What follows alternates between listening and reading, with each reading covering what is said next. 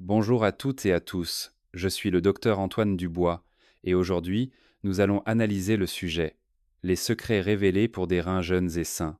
Éviter la dialyse. Vous êtes-vous déjà demandé pourquoi l'insuffisance rénale ne touche plus seulement les personnes âgées, mais s'attaque aussi aux plus jeunes? Et quels sont les signes véritables d'une faiblesse rénale que beaucoup ignorent? Chers amis, à l'heure actuelle, le syndrome d'insuffisance rénale n'est plus une maladie rare ou réservée aux plus de 60 ans. J'ai personnellement observé et travaillé avec de nombreux patients d'âge moyen ici en France et j'ai réalisé une réalité préoccupante.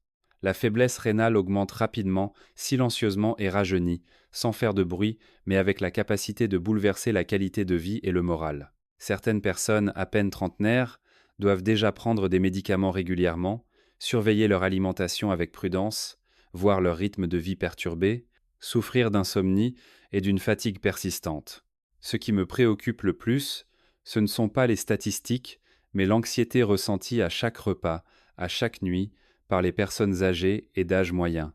Cette peur qu'une petite erreur puisse aggraver leur état. L'insuffisance rénale est en fait une condition où un ou les deux reins sont endommagés par de multiples causes, telles qu'une alimentation déséquilibrée, l'abus de médicaments antidouleurs ou anti-inflammatoires, ou encore des troubles métaboliques, des intoxications ou des maladies chroniques mal contrôlées.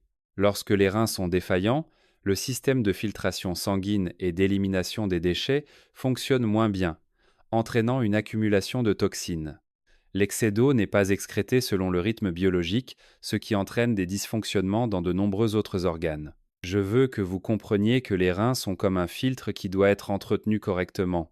Il ne s'agit pas de restrictions alimentaires extrêmes, mais de réduire ce qui est nocif et d'ajouter ce qui protège les microvaisseaux rénaux, équilibrant l'eau et le sel tout au long de la journée. Les statistiques médicales et la pratique clinique en France montrent que les femmes d'âge moyen et âgé ont un taux plus élevé d'insuffisance rénale que les hommes, en raison d'influences hormonales, de leur constitution physique et de leurs habitudes de vie. Mais ce qui est encore plus important, c'est que la maladie rénale ne se manifeste pas toujours de manière spectaculaire. Elle commence souvent par des signes très légers que, si nous n'y prêtons pas attention, nous attribuerons simplement à la vieillesse. Ces signes incluent l'œdème. Au début, il s'agit d'un léger gonflement du visage, des paupières le matin, qui peut ensuite s'étendre aux membres, voire à tout le corps en cas de rétention d'eau prolongée. J'ai rencontré de nombreuses personnes qui racontaient qu'elles se voyaient le visage gonflé le matin en se regardant dans le miroir, mais qu'elles n'y prêtaient pas attention car elles ne ressentaient aucune douleur. C'est là le danger du rein. L'absence de douleur ne signifie pas l'absence de lésion. Ensuite, il y a une mauvaise alimentation, une fatigue, des ballonnements, une indigestion même sans manger beaucoup, une sensation de lourdeur et de léthargie persistante. Je veux partager ma perspective réaliste.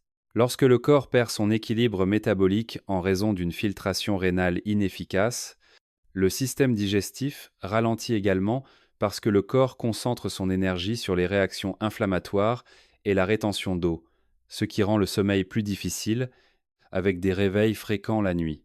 Troisièmement, l'atrophie musculaire et la perte de cheveux. Lorsque les reins ne filtrent pas bien le sang, l'absorption des nutriments diminue, le métabolisme des protéines, des vitamines et des minéraux est perturbé, entraînant une réduction progressive de la masse musculaire, une chute de cheveux abondante, une peau sèche et terne et une fatigue chronique. Il y a aussi des troubles urinaires. Peu d'urine le jour mais beaucoup la nuit, une urine foncée et moussante qui met du temps à se dissiper. C'est un appel à l'aide des reins, et un signe qui amène beaucoup de gens à penser à tort à une prise de poids anormale, mais qui n'est en fait pas due à une suralimentation, mais à une accumulation d'eau dans les tissus. Le poids augmente rapidement, difficile à contrôler. Je comprends vos inquiétudes face à la maladie rénale, mais je vous en prie, ne perdez pas confiance en la capacité de récupération de votre corps. La science moderne affirme que les tissus rénaux et les microvaisseaux rénaux peuvent s'améliorer lorsque l'inflammation chronique diminue et que le cycle de rétention d'eau et de toxines est réajusté avec le temps. Dans la médecine traditionnelle, il existe des légumes très simples mais qui possèdent une profonde valeur curative s'ils sont utilisés avec persévérance et compréhension du corps. Dans la partie suivante de cette vidéo, ma chaîne Bien vieillir en santé approfondira et partagera des légumes et tubercules courants, faciles à trouver en France, mais qui ont une valeur de soutien rénal douce et scientifique. Si c'est la première fois que vous visitez ma chaîne, Veuillez vous abonner et activer les notifications pour que chaque semaine, nous nous retrouvions pour partager des moyens de garder des reins sains, un sommeil profond et une vie plus sereine chaque jour.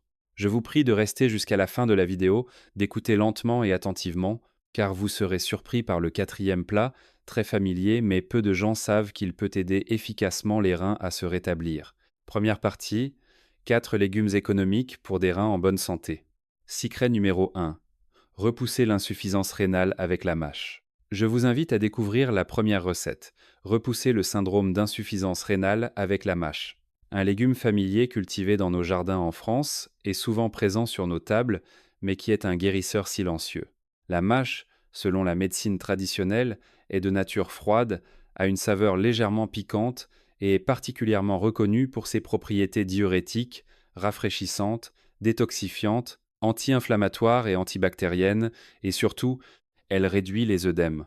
C'est un point extrêmement important pour les personnes souffrant d'œdème dû à l'insuffisance rénale. En effet, lorsque les reins sont faibles, le corps retient facilement les fluides dans les tissus, provoquant lourdeur dans les membres, fatigue et un sommeil agité. Non seulement pour les reins, mais la mâche est également bénéfique pour les troubles digestifs, les hémorroïdes, les inflammations du côlon, l'acné, les impétigos et les maladies de peau, grâce à sa capacité de détoxification interne. Elle aide le corps à se sentir plus léger, le sang à circuler plus facilement, réduisant ainsi la pression sur les reins et les aidant à filtrer les déchets plus doucement au lieu de devoir filtrer à toute vitesse. Je dis souvent que le rein est comme une machine de filtration qui doit être refroidie et soulagée avant d'intensifier son activité, et la mâche y contribue naturellement. La médecine moderne a également découvert dans la mâche de nombreux composés ayant des propriétés antibactériennes, immunostimulantes, anti-inflammatoires et limitant la progression des lésions rénales. Cela explique pourquoi ce légume peut aider les personnes dont les indicateurs rénaux sont en déclin. Mais, je le répète, ce n'est pas un médicament spécifique, mais une méthode de soutien pour restaurer l'homéostasie rénale lorsqu'elle est appliquée correctement et à long terme. Voici comment utiliser la mâche pour soutenir l'insuffisance rénale. Préparez environ 300 g de mâche fraîche. Si vous n'avez pas de mâche fraîche, vous pouvez la remplacer par 100 g de mâche séchée et torréfiée. Pour la préparation, faites bouillir 1500 ml d'eau pendant 5 minutes, puis ajoutez la mâche lavée dans la casserole, faites bouillir encore 5 minutes, puis éteignez le feu. Vous pouvez laisser refroidir naturellement pour préserver tous les minéraux. En effet, les reins des personnes âgées sont très sensibles aux minéraux rapidement absorbés, nous privilégions donc une forme soluble et douce, sans choc. Mode de consommation. Buvez l'eau de mâche quotidiennement en remplacement de l'eau plate, répartie tout au long de la journée, de manière régulière et continue. Une cure minimale de 3 mois est nécessaire pour commencer à ressentir une amélioration significative. Car les cellules des tubules rénaux et le système lymphatique interstitiel ont besoin de temps pour rétablir l'équilibre hydrique et électrolytique. Après chaque cure, il est conseillé de faire des analyses et de consulter un médecin pour surveiller les indicateurs. C'est une approche scientifique qui s'allie à la sagesse populaire de manière sûre. Secret numéro 2, la coriandre et sa capacité à soutenir la circulation sanguine et énergétique. Chers amis, si la mâche est un ruisseau frais qui soulage les reins, la coriandre est comme une petite flamme qui réchauffe et débloque la circulation sanguine et énergétique, particulièrement utile lorsque le corps entre dans les changements de saison de la vie. À l'âge mûr et après 60 ans, lorsque la force vitale diminue et la circulation ralentit, les reins sont facilement froids et stagnants. La coriandre est une plante présente dans presque toutes les cuisines françaises. Les gens l'utilisent pour soulager les maux de ventre dus au froid, stimuler la digestion et lutter contre le froid. Mais en médecine traditionnelle, la coriandre a une valeur encore plus profonde.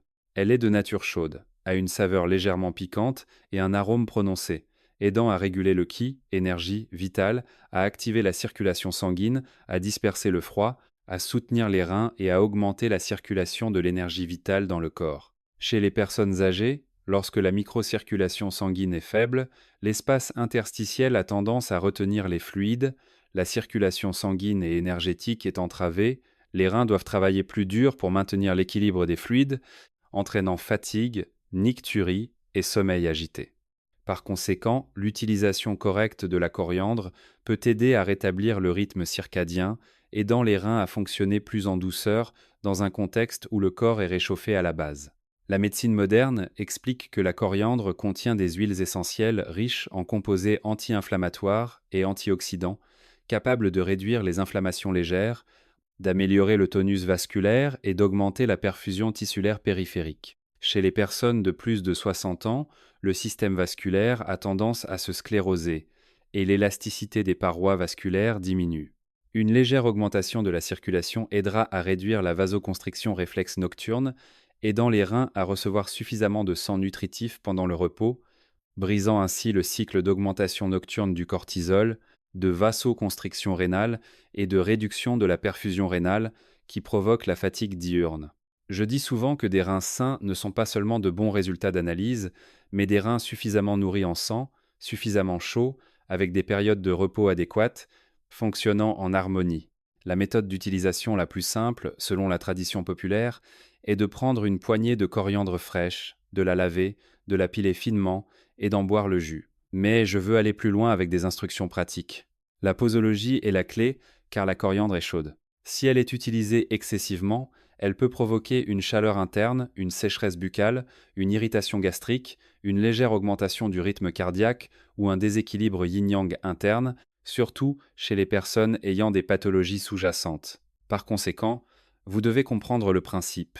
Utilisez peu mais régulièrement, chaud mais pas trop, soutenir mais ne pas remplacer les médicaments.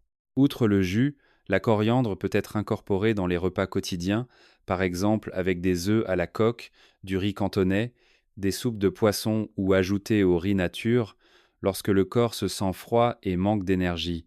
Ces plats sont faciles à trouver en France, adaptés au palais et au système digestif des personnes âgées. Pour les hommes, la coriandre est également mentionnée dans la tradition populaire comme stimulant la vitalité, soutenant les hormones masculines, améliorant la libido et l'endurance physique lorsqu'elle est utilisée avec modération. Mais du point de vue scientifique du vieillissement, la valeur essentielle réside dans sa capacité à améliorer l'axe cerveau-rein-hormones, aidant à améliorer l'humeur, à réduire la fatigue due à une mauvaise circulation, à réchauffer les reins et à donner au corps une meilleure résilience biologique. Je souhaite également élargir ma perspective personnelle pour que vous compreniez plus profondément au lieu de simplement connaître la recette. La circulation sanguine et énergétique est comme une rivière, les reins sont le dernier poste de filtration. Si la rivière est bloquée, le poste doit travailler dur. Si la rivière est chaude et coule doucement, le poste de filtration est détendu et durable. En France, les personnes âgées se préoccupent souvent de leurs petits-enfants, oubliant leur propre personne, mangent salé selon les goûts familiaux, dorment tard à cause de la télévision et font peu d'exercice par peur des douleurs articulaires. Ces habitudes rendent involontairement les reins froids, la circulation sanguine et énergétique stagnante, et le cycle de fatigue diurne et de nicturie se répète. La coriandre, utilisée au bon rythme dans un régime de vie modéré, sera un maillon essentiel pour relancer le flux de la force vitale afin que les reins n'aient pas à filtrer à toute vitesse la nuit, réduisant les réveils dus à la stimulation de la vessie, diminuant le cortisol nocturne et augmentant l'énergie diurne. Remarque importante, les remèdes à base de plantes ne sont pleinement efficaces que s'ils sont accompagnés d'habitudes de vie exemplaires. Boire suffisamment d'eau, mais ne pas tout boire en une seule fois. Faire de l'exercice léger pour mieux irriguer les reins, réduire le sel, réduire les aliments transformés. Dormir avant 23 heures, ne pas consommer de boissons sucrées ou alcoolisées et éviter l'abus de médicaments occidentaux inutiles. Pour les personnes souffrant de problèmes d'estomac, d'hypertension artérielle, de diabète, de faiblesse hépatique, de troubles du rythme cardiaque, il est nécessaire de consulter un médecin avant d'utiliser régulièrement du jus de coriandre. Si vous trouvez ce partage utile, veuillez commenter avec le numéro 2 ci-dessous. C'est un moyen simple pour moi de savoir que vous êtes toujours intéressé et que vous m'accompagnez sur le chemin d'une vie saine et de qualité chaque jour. Secret numéro 3, les feuilles de patate douce, une source d'énergie saine. Chers amis, dans le parcours de soins de la santé rénale à l'âge mûr et après 60 ans, j'insiste toujours sur un principe. L'énergie doit être saine, l'absorption douce, le métabolisme léger. Et les feuilles de patate douce, en particulier les jeunes pousses et les feuilles tendres, sont l'exemple typique d'une source de nutrition qui répond à ces 3 critères. Bon marché, familière, mais riche en valeurs biologiques si l'on comprend leur nature profonde. Beaucoup considèrent les feuilles de patate douce comme un simple plat populaire. Mais du point de vue de la science du vieillissement, c'est l'un des rares légumes à la fois nutritif, doux et aidant à réduire la charge de filtration et de métabolisme pour les reins. C'est extrêmement important lorsque le débit de filtration glomérulaire, DFG, diminue progressivement avec l'âge, que les espaces interstitiels ont tendance à retenir les fluides et que les vaisseaux sanguins rénaux ont tendance à se contracter de manière réflexe la nuit, provoquant fatigue diurne et nicturie. Les feuilles de patate douce contiennent des fibres solubles, de l'amidon naturel complexe, ainsi que des minéraux essentiels comme le fer, le calcium et les vitamines C et du groupe B.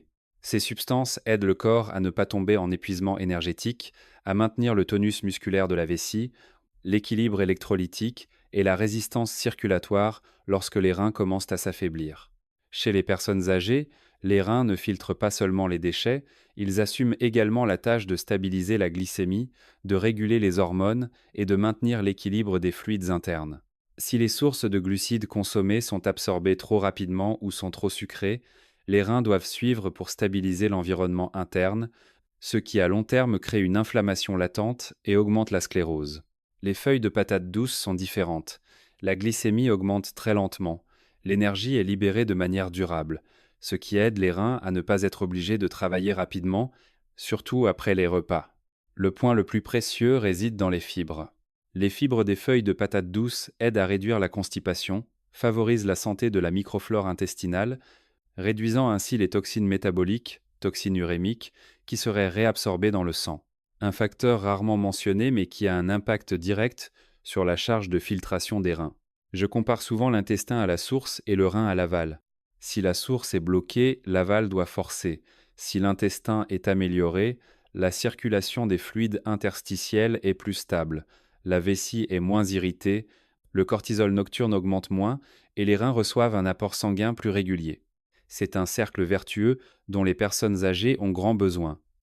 Les feuilles de patate douce contiennent également du bêta-carotène, un précurseur de la vitamine A dans le corps.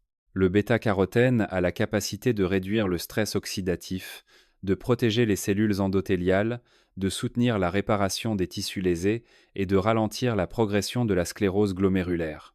Chez les personnes de plus de 60 ans, les lésions rénales sont souvent silencieuses et insidieuses.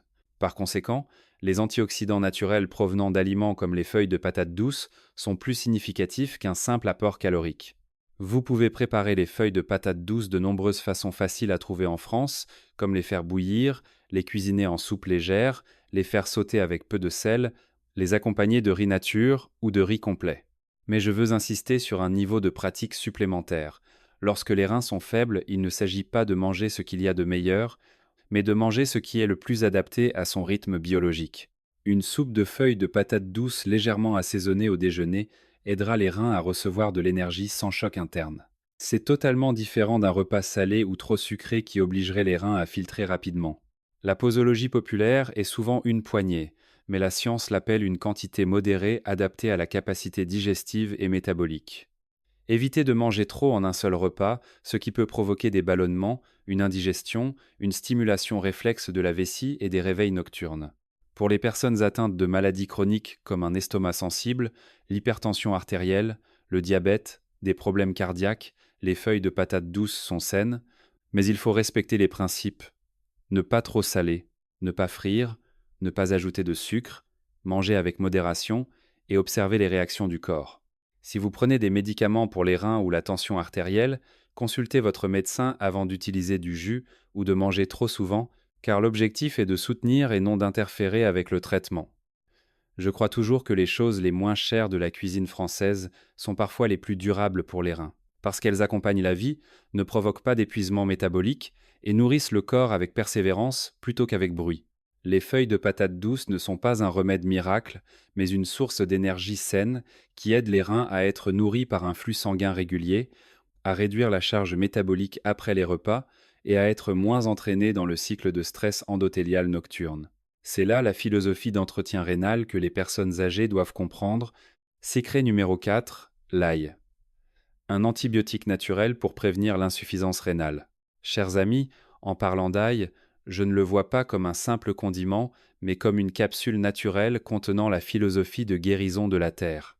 Dans les soins rénaux pour les personnes de plus de 60 ans, ce que nous craignons le plus, Ce n'est pas un repas manquant de nutriments, mais les foyers inflammatoires silencieux, la sclérose vasculaire et l'hypertension artérielle incontrôlée. C'est destructeur du rein de l'intérieur, et l'ail, si on le comprend bien, est la clé pour intervenir sur ces points en douceur. L'ail contient de l'allicine, une substance surnommée antibiotique naturel en raison de ses puissantes propriétés antibactériennes et anti-inflammatoires. Chez les personnes âgées, le système immunitaire réagit lentement, mais l'inflammation persiste plus longtemps, surtout dans les voies urinaires et les tissus rénaux. J'ai lu de nombreux rapports scientifiques internationaux, y compris dans le Journal of Clinical Nutrition, qui soulignent que le contrôle de l'inflammation chronique protège mieux la microcirculation rénale qu'une simple supplémentation en minéraux isolés. Ici, la lysine aide à limiter les agents infectieux, réduisant le risque d'inflammation des tubules rénaux et du bassinet, créant des conditions propices pour que les cellules rénales ne soient pas constamment attaquées et maintiennent un rythme de filtration stable. Non seulement cela, l'ail agit également sur les vaisseaux sanguins et la tension artérielle, deux facteurs directement liés aux reins. La lysine a la capacité de réduire le mauvais cholestérol, de nettoyer les parois vasculaires et de stabiliser la tension artérielle. À partir de 60 ans, les vaisseaux rénaux se contractent facilement et l'élasticité des vaisseaux diminue. Si l'hypertension artérielle persiste, elle peut endommager les glomérules et scléroser les tissus interstitiels. Lorsque la tension artérielle est stable, les reins n'ont pas à subir une pression de filtration excessive. Le sang nourrit les reins de manière plus régulière. Le processus de purification se déroule plus lentement et plus naturellement. Je répète souvent que les reins n'ont pas besoin d'être fortement stimulés, ils ont besoin d'être irrigués régulièrement. L'ail dans la cuisine française peut être utilisé de diverses manières. Consommé cru en petite quantité, ajouté à des plats sautés légèrement assaisonnés ou macéré dans du miel pour réduire son âcreté, soutenir l'immunité et la circulation. Mais chez les personnes âgées, surtout celles ayant un estomac sensible ou un reflux, il est conseillé de réduire l'ail cru et de privilégier l'ail cuit ou macéré dans le miel pour éviter les irritations de la muqueuse. Une étude menée dans un hôpital de gériatrie à Paris a montré que le groupe de personnes âgées qui consommaient des épices chaudes mais avec modération au déjeuner avait moins de nicturie que celles qui en consommaient le soir. Car les reins sont moins stimulés pour réguler les électrolytes la nuit, et l'ail devrait également être appliqué selon ce principe de timing. Deuxième partie, principe nutritionnel pour les personnes atteintes d'insuffisance rénale. Chers amis, en vieillissant, et surtout après 60 ans, les reins ne sont pas seulement des filtres, mais aussi les chefs d'orchestre silencieux de tout l'équilibre interne du corps. Je dis souvent à mes étudiants en gériatrie qu'une bonne nutrition ne consiste pas à se gaver, mais à se nourrir intelligemment pour que les reins travaillent régulièrement, lentement, sans être forcés, surtout la nuit, quand ils ont le plus besoin de repos. Selon la médecine moderne, après 60 ans, le flux sanguin vers les reins diminue progressivement, la capacité de réguler le sel et les minéraux n'est plus aussi flexible qu'avant. Si nous mangeons trop salé, absorbons des minéraux trop rapidement ou consommons des protéines en grande quantité, les tubules rénaux seront contraints d'ajuster rapidement les électrolytes, entraînant une augmentation de la tension artérielle, une rétention d'eau interstitielle et des troubles de la microcirculation rénale. Par conséquent, au lieu de demander ce qu'il faut manger pour rebooster les reins, nous devons demander ce qu'il faut manger pour ne pas les surcharger. Premièrement, consommer des aliments pauvres en sel. C'est le principe le plus important. Chez les personnes atteintes d'insuffisance rénale, le sel ne fait pas seulement soif, il attire aussi l'eau dans les vaisseaux, augmentant la pression de filtration dans les glomérules. De nombreux documents scientifiques français soulignent qu'une alimentation pauvre en sel aide à ralentir la progression de l'insuffisance rénale mieux que les médicaments seuls. Au stade de la maladie rénale chronique, l'objectif est de réduire l'apport en sodium à un niveau sûr. La recommandation en France est généralement inférieure à 2 g de sel par jour, soit environ 800 à 900 mg de sodium par jour selon la condition physique et la gravité de la maladie. Lorsque le sodium est élevé, les vaisseaux rénaux se contractent, les reins sont fatigués et vous êtes plus susceptible d'avoir des jambes enflées et des marques le matin. Deuxièmement, complétez votre apport en protéines avec les bons types et les bonnes quantités. Les protéines, lorsqu'elles sont métabolisées, produisent des déchets comme l'urée et l'acide urique que les reins doivent filtrer. Chez une personne en bonne santé, cela est normal, Mais chez une personne ayant des reins faibles, si elle consomme des protéines rapidement absorbées comme de la viande rouge mijotée, des abats ou des poudres concentrées, les reins devront filtrer rapidement après le dîner, ce qui perturbera le sommeil et augmentera la fatigue le lendemain. Pour les personnes de plus de 60 ans ayant des reins faibles, nous privilégions les protéines de poisson blanc, de poulet sans peau, et les protéines végétales comme le tofu ou les lentilles. Ces sources se métabolisent lentement et produisent moins de déchets urémiques. La dose sécuritaire est généralement d'environ 0,6 à 0,8 g de protéines par kilogramme de poids corporel par jour pour la maladie rénale chronique non dialysée et de 1 à 1,2 g par kilogramme par jour pour les personnes sous dialyse régulière, mais elles doivent être réparties tout au long de la journée en évitant de les concentrer le soir. Troisièmement, choisissez des aliments bons pour la santé cardiovasculaire. Pourquoi la santé cardiovasculaire? Parce que lorsque les reins sont faibles, le système rénine-angiotensine-aldostérone est déséquilibré, la tension artérielle fluctue, entraînant une hypertrophie ventriculaire gauche et une sclérose des vaisseaux rénaux. J'ai participé à une étude communautaire en France et j'ai constaté que les personnes âgées suivant un régime de type méditerranéen francisé, beaucoup de poissons, de légumes verts, d'huile végétale comme l'huile de colza, peu de graisse animale, avaient une tension artérielle plus stable, moins de nicturie et plus d'énergie pendant la journée. En France, les aliments faciles à trouver comprennent le cabillaud cuit à la vapeur, le poulet mijoté sans sel, les épinards, la courgette, l'huile d'olive en remplacement de la graisse de porc. Tous contribuent à réduire l'inflammation de l'endothélium vasculaire et à augmenter l'irrigation sanguine rénale. Quatrièmement, buvez de l'eau correctement et suffisamment pendant la journée. L'eau aide à diluer les déchets solubles, soutient le flux dans les tubules rénaux, réduit la cristallisation des oxalates et des urates. Mais le moment de boire est tout aussi important. Si vous buvez beaucoup le soir, les reins seront obligés de filtrer rapidement la nuit, la vessie sera stimulée, le sommeil sera interrompu, le cortisol nocturne augmentera, les vaisseaux rénaux se contracteront et vous serez fatigué le lendemain matin. Par conséquent, les personnes atteintes d'insuffisance rénale, surtout celles de plus de 60 ans, devraient boire de l'eau régulièrement du matin au soir, environ 1,2 à 1,5 litres par jour si aucune contre-indication, comme une insuffisance cardiaque sévère ou un œdème pulmonaire, n'est présente, et réduire progressivement après 10 à 8 heures pour que les reins puissent ralentir leur rythme physiologique la nuit.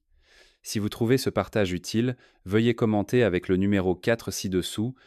C'est un moyen simple pour moi de savoir que vous êtes toujours intéressé et que vous m'accompagnez sur le chemin d'une vie saine et de qualité chaque jour. Troisième partie, 6 aliments idéaux pour les personnes atteintes d'insuffisance rénale. Chers amis, à l'âge mûr et avancé, les reins ne sont pas seulement un organe de filtration sanguine, mais aussi le coordinateur silencieux de tout le système d'équilibre interne. Si le cœur est la pompe et le foie l'usine, les reins sont le filtre accompagné du régulateur de pression du corps. À partir de 60 ans, la capacité d'ajustement rapide des électrolytes et la réponse aux minéraux diminuent naturellement, ce qui fait que les tubules rénaux sont facilement soumis à une régulation rapide, surtout le soir. Par conséquent, choisir des aliments pour les reins faibles ne consiste pas seulement à choisir quoi manger, mais aussi à choisir ce qui ne forcera pas les reins à réagir immédiatement, ne créera pas de fluctuations brusques de sodium, de potassium, de phosphore et n'activera pas le cycle d'œdème interstitiel, de nicturie, d'augmentation du cortisol et de réduction de l'irrigation sanguine rénale. Le premier est le chou-fleur.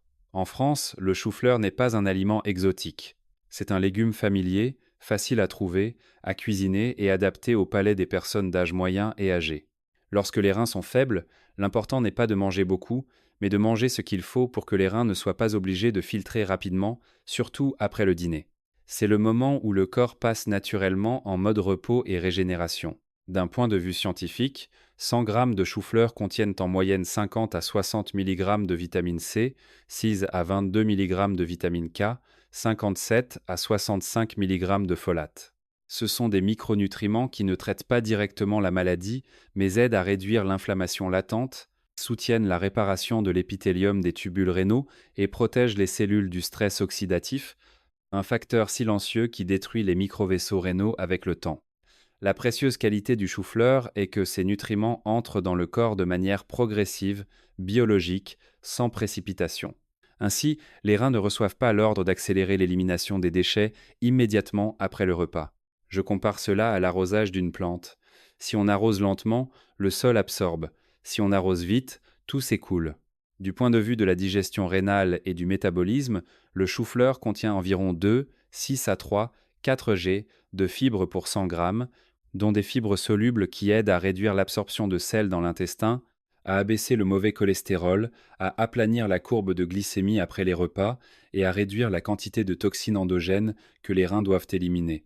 Chez les personnes âgées, la constipation n'est pas seulement inconfortable, elle augmente également la pression intra-abdominale, entrave le drainage de la vessie et des reins, ce qui fatigue davantage les reins et perturbe le sommeil.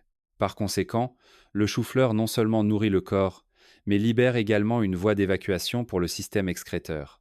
Les composés végétaux du chou-fleur, tels que les indoles et les glucosinolates, jouent également un rôle dans la modulation de l'inflammation le long de l'axe foie-rein, aidant à réduire les signaux NF-κB, un interrupteur inflammatoire intracellulaire, et activant NF2, un facteur de transcription protecteur des cellules, contribuant à nettoyer l'environnement des microvaisseaux rénaux. Cela peut sembler très spécifique, mais en substance, le chou-fleur aide à apaiser les signaux inflammatoires que le corps envoie au mauvais moment. Surtout la nuit, lorsque le cortisol augmente naturellement, les vaisseaux sanguins se contractent et les reins sont facilement sous perfuseurs si le corps doit encore filtrer rapidement les électrolytes. Un autre avantage du chou-fleur, et la raison pour laquelle je le recommande toujours aux personnes ayant des reins faibles, est qu'il fait partie du groupe des aliments pauvres en sodium, potassium et phosphore. Le sodium est d'environ 10-20 mg pour 100 g, le potassium environ 250 à 320 mg et le phosphore 40-52 mg, tous étant des niveaux où les reins peuvent respirer facilement, avec des électrolytes peu fluctuants, réduisant le risque de déséquilibre minéral, évitant l'accumulation et les fluctuations électrolytiques nocturnes, une cause de nombreuses insomnies, de nicturie et de fatigue le lendemain. En gériatrie, j'insiste toujours sur le fait qu'un dîner tôt, peu salé, bien mâché, avec du chou-fleur bouilli ou à la vapeur, a plus de valeur que des sources de minéraux rapidement absorbés que les reins doivent traiter rapidement. Le corps vieillissant a besoin de régularité plus que d'extrémisme, d'harmonie plus que de supplémentation forcée, et le chou-fleur est un bel exemple de cette philosophie. Nourrir le corps sans ordonner aux reins de travailler précipitamment. Le deuxième est la myrtille.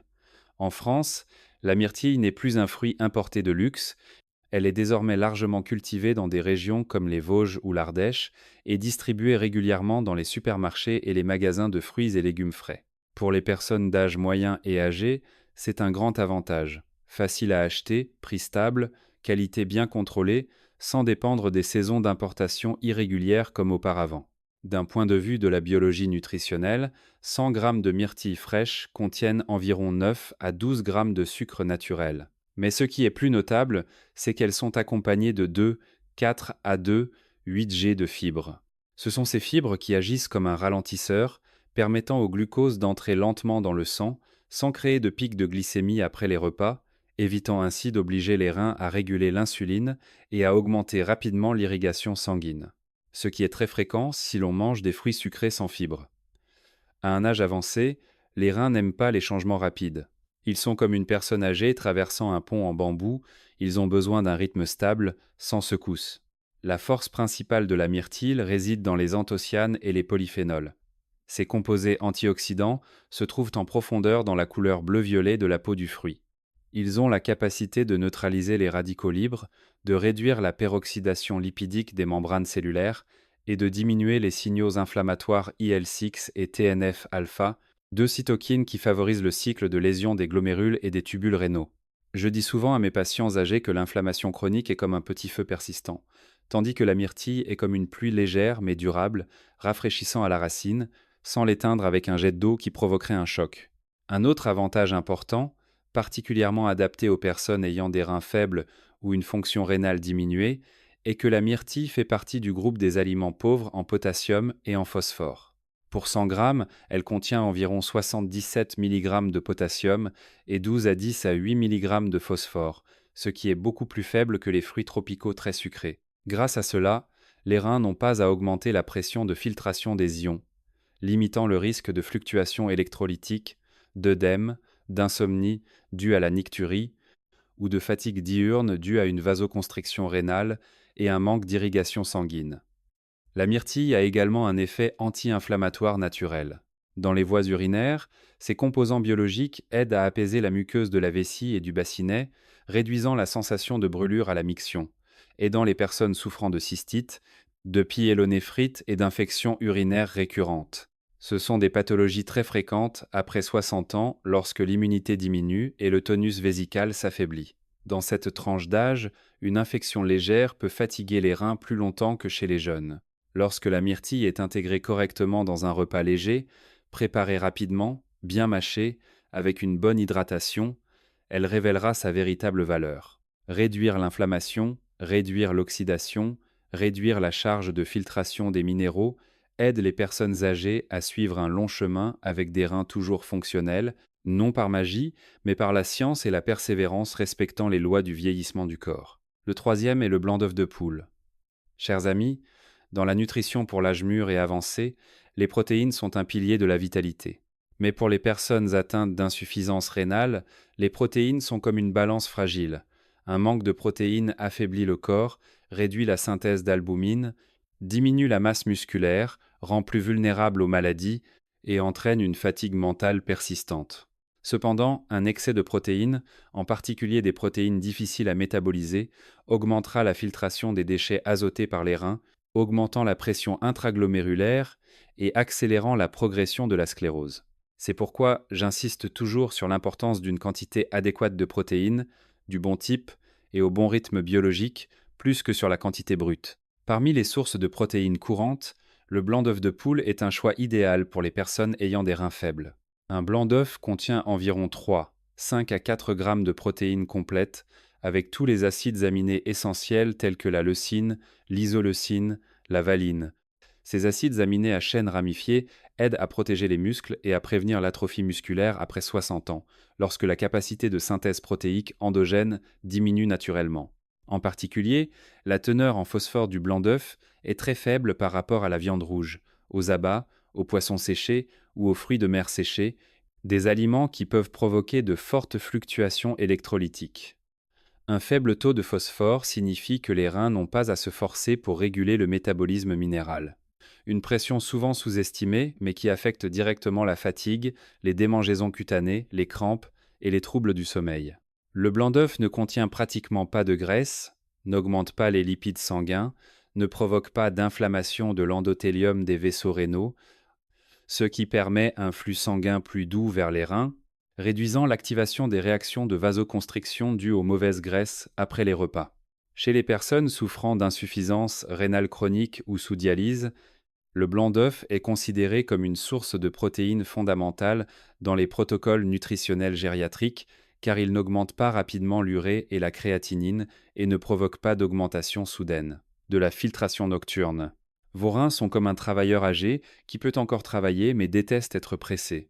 D'un point de vue clinique, j'ai observé que lorsque le blanc d'œuf est consommé régulièrement et en quantité appropriée, le corps maintient sa masse musculaire, sa capacité à se lever, à marcher et sa lucidité mentale grâce à l'activation de la leucine qui stimule le mTOR.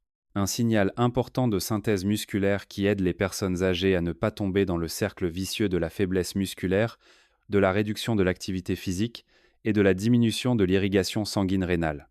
Je conseille souvent de les faire bouillir plutôt que de les frire, de les accompagner de riz nature peu salé ou de légumes bouillis faciles à trouver en France comme la courgette, la citrouille, les épinards, car ils sont faibles en sel et procurent une satiété durable.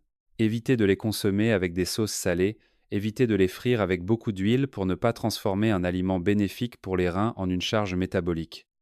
Si vous trouvez ce partage utile, veuillez commenter avec le numéro 6 ci-dessous. C'est un moyen simple pour moi de savoir que vous êtes toujours intéressé et que vous m'accompagnez sur le chemin d'une vie saine et de qualité chaque jour. Le quatrième est l'ail. Chers amis, en médecine gériatrique, il existe des aliments discrets mais durables, et l'ail en fait partie.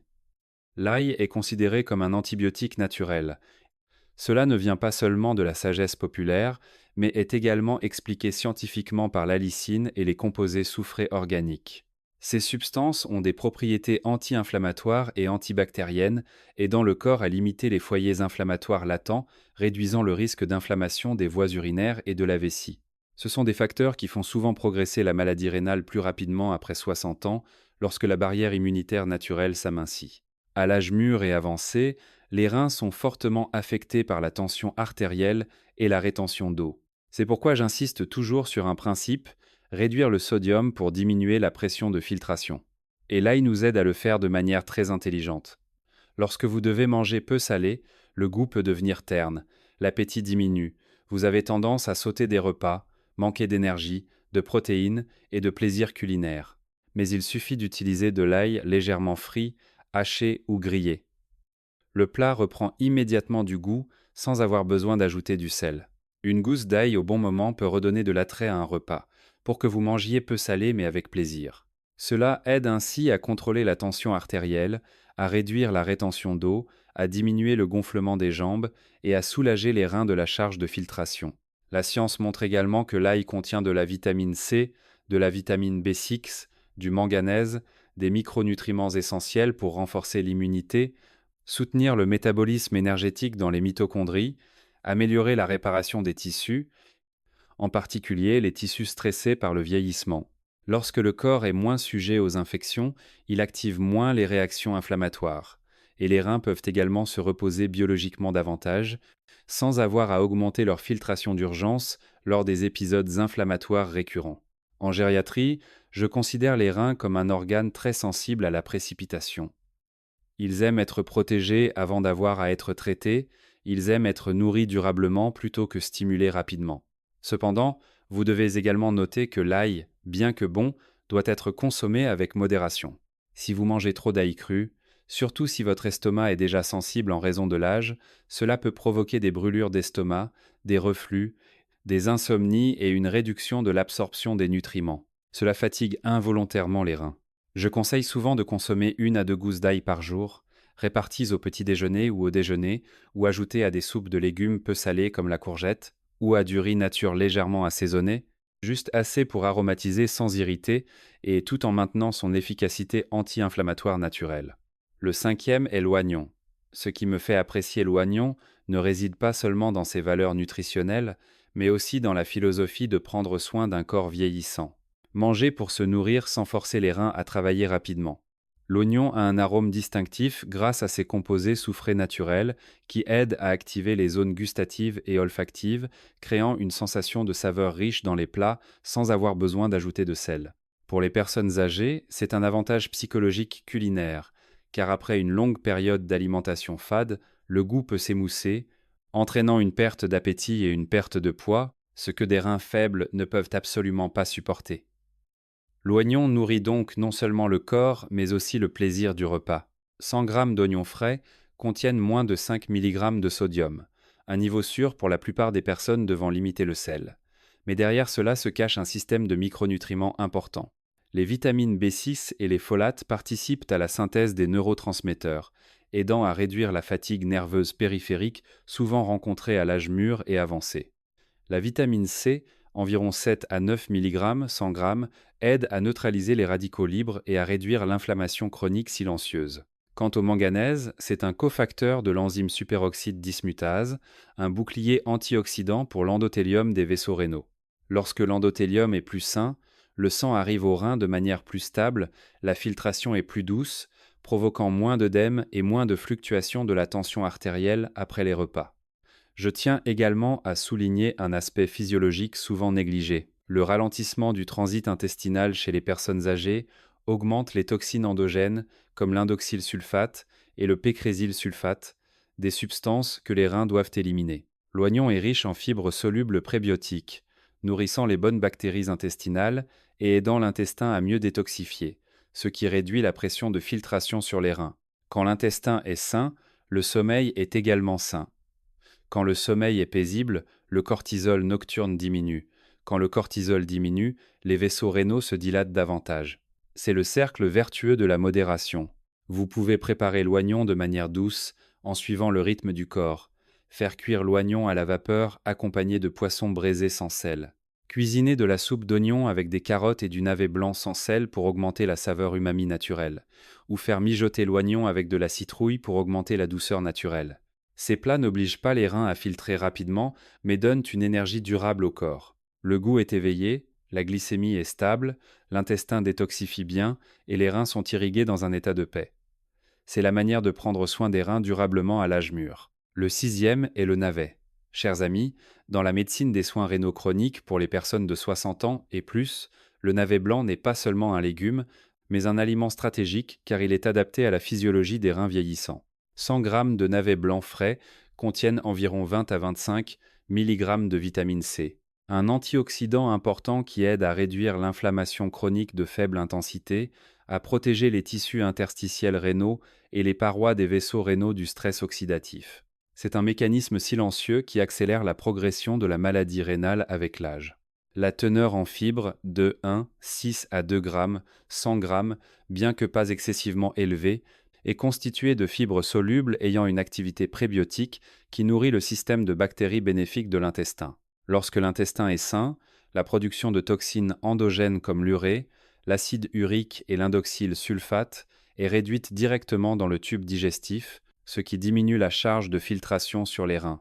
Je dis souvent à mes patients âgés que prendre soin des reins doit commencer par prendre soin de l'intestin, car c'est la première porte qui détermine si les reins devront travailler dur ou non. Le navet est aussi un allié dans le contrôle de la glycémie. Les fibres du navet aident à ralentir l'absorption du glucose, évitant les augmentations soudaines de la glycémie après les repas. C'est un facteur qui pousse les glomérules à augmenter la pression de filtration, provoquant des lésions des microvaisseaux rénaux. Pour les personnes âgées, il suffit que la glycémie après les repas soit plus stable pour que les reins soient moins fatigués, que le corps soit moins somnolent, et moins soif de manière réactionnelle et que le sommeil nocturne soit plus paisible. Une autre fonction d'ordre philosophique nutritionnel que je souhaite partager est que le navet est un remplisseur de dîner idéal, vous aidant à éviter de consommer beaucoup de glucides rapidement absorbables le soir. La nuit, les reins ont besoin d'un état de calme biologique. Le flux sanguin vers les reins et les hormones régulant la filtration doivent maintenir un rythme stable. Si vous mangez beaucoup de riz blanc, de pain, de pâtes et de nouilles tard le soir, la glycémie augmentera rapidement, entraînant une augmentation de l'insuline, une réaction du cortisol. Les vaisseaux rénaux se contracteront relativement, forçant les reins à filtrer à plein régime alors qu'ils devraient normalement se reposer. Le navet, lui, permet au dîner d'avoir un volume suffisant, une saveur naturellement douce mais sans activer de réaction de filtration rapide, permettant aux reins de travailler doucement et lentement, au rythme de l'âge. Vous pouvez utiliser le navet de manière à apporter des nutriments au corps avec douceur et bienveillance. Faire bouillir le navet accompagné d'un peu de poisson braisé sans sel. Cuisiner une soupe de navet avec de la tomate sans sel pour augmenter la saveur umami naturelle. Faire mijoter le navet avec de la citrouille pour augmenter la douceur saine, ou trancher finement le navet et le manger avec du riz nature le soir pour une satiété légère sans réveiller les reins la nuit. Ces plats nourrissent l'immunité, procurent une énergie durable et évitent aux reins d'être contraints à réagir rapidement. C'est l'art de prendre soin des reins en accord avec le rythme biologique des personnes d'âge mûr. Et si vous êtes toujours avec moi, je vous invite à laisser le numéro 8 dans la section commentaires. C'est ainsi que je saurai que vous avez trouvé ces informations utiles et intéressantes. Chers amis, dans la pratique des soins aux personnes âgées, j'ai réalisé une chose profonde. Les reins n'aiment pas l'extrémisme. Ils aiment la modération, la persévérance et la cohérence. Ce que vous mangez chaque jour est le signal biologique que les reins doivent décoder et traiter. Si le signal est doux, peu salé, avec les bonnes protéines, riche en anti-inflammatoires naturels comme l'oignon et le navet, les reins filtreront en toute tranquillité. Prendre soin des reins n'est pas seulement une question de fonction de filtration, c'est aussi une question de maintien de la vitalité, de la masse musculaire, du sommeil et du plaisir de manger. En France, nous avons la chance d'avoir des aliments simples mais adaptés à la physiologie du vieillissement, faciles à trouver sur les marchés traditionnels, et qui n'obligent pas les reins à travailler rapidement.